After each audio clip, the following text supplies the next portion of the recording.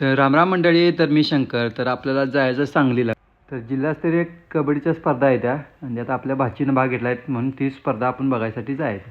जरा पुढं आलो तर बघतोय तर काय, ते एक माणूस अटॅक घेऊन मेला होता. तर त्याचं नशीब किती खराब आहे बघा, गाडीवरती अटॅक आला होता त्याला.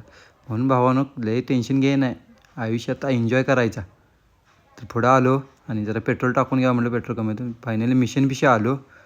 तर आता इथून आपल्याला काय ग्राउंड माहीत नव्हतं, पण एकाला फोन लावून विचारला, मग तो म्हणलं. आणि फायनली आलो बघा इथं, जिल्हा क्रीडा संकुल सांगली.